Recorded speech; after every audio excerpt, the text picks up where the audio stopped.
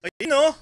Okay guys, so today, mainit-init na ngayon pero ang forecast kanina uulan. So pasensyahan nyo na sa mga itsura natin kasi kanina pa tayo, maaga tayong gumising. Naglinis pa tayo ng kulungan. So kasama ko yung prinsesa ko, ayan oh. Si Princess Leah, okay? So kakabit kami ng electronic band sa mga warriors natin. So ito gagamitin natin, itong Benzing Pro 2, okay? So ito gagamitin natin and then pakita ko sa inyo. So ang gagamitin natin is yung Benzing na M2 natin na clock. Tsaka ito yung antena natin. Okay? So kuha tayo ng ibon, pakita ko sa inyo kung paano namin ginagawa. Okay, so ito yung ibon na ibaband natin. Okay. So yung anak ko tinuruan ko na. So okay. This is male. Club is Foys, Foys. And then ring number is 26328. Yan. 2023. Pero yeah. Color is blue bar. Okay. And then chirping. Ngayon kukuha siya ng electronic band and then tatapat niya doon. So ayan, tutunog and then click save. Okay. Ngayon ikakabit na niya dito. Teka, tulong. Hirap na walang cameraman. Okay, so ikakabit niya. Ayun, tumunog na. Ganun lang, okay?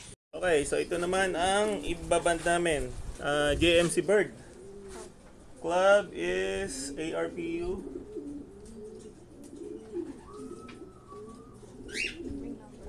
101446. Year 2024. Female. Color blue bar. Chirping. Okay, so kukuha siya ng isang. Okay. Dito. Okay na.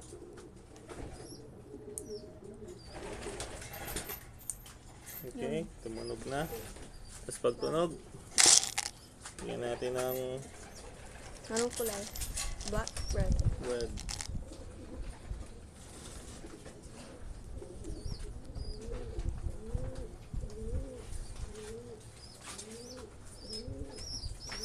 Okay, pause. Okay, next ay AA. AA lang. Okay.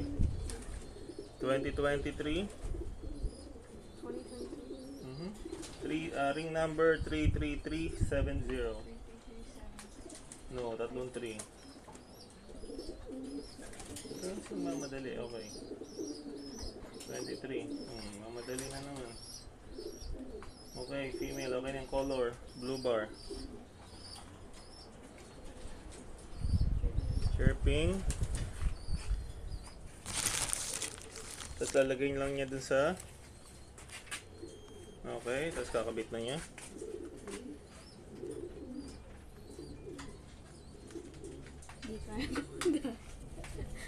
So, hindi niya kaya. Baka naipit mo Naipit mo. Huh?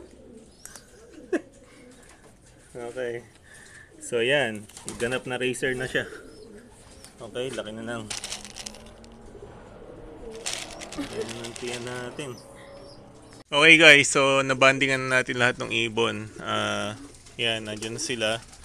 So ngayon, papakainin natin sila. Hindi natin natapos yung video kahapon. Kasi medyo na busy tayo. Okay? So yan na sila, mga racers na sila. May mga pabigat na sila sa paa. Okay? Tapos nakakita tayo nung magandang barley. Ito yung gusto kong barley, oh. Malinis, mabango. So talaga magustuhan ng ibon. Okay? So yan lang papakain natin sa kanila. Tapos yung dating barley, after na lang ng race, yun lang papakain natin sa kanila. So, habang nagre-race sila, ito muna ang kakainin nila. Okay? So, shoutout kay Nebben. Nagbalik ka, Nebben. Kay Mel Pasha sa mga taga-suporta nating matitibay. Okay, so race na next week. Okay, good luck sa atin. Pinaghandaan natin to. Sana pinaghandaan din ng mga kalapati natin to. Okay? So, magkakaalaman na next week kung anong kalalabasan nung ginawa nating training, pakain, and everything. Okay, so itong ibon na to, half nito is iba nag-breed. Okay, so yung iba is konti lang naman yung all birds ko talaga dito, siguro mga 6 or 7. Tapos yung isa hindi pa natin maisama kasi nga galing sa breeder. Actually, shinortos ko siya, tinitingnan ko kung pwede siyang ilaban, ihabol. So awa ng Diyos, hanggang ngayon wala pa siya. So ibig sabihin wala pa siya talaga sa kondisyon. Okay, so kung makakauwi siya, salamat. Kung hindi, pasensya na. Kasi akala ko kakayanin niya. Kasi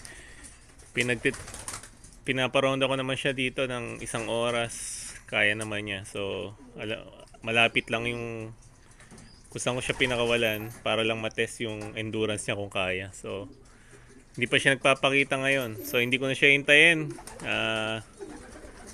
Hopefully, makauwi pa siya bukas. Although maaga pa naman. So, kaya lang, syempre, kung baka mamaya tumukod, na disgrasya, hindi natin alam. Okay, so shoutout sa inyo lahat. Magkita-kita tayo sa race.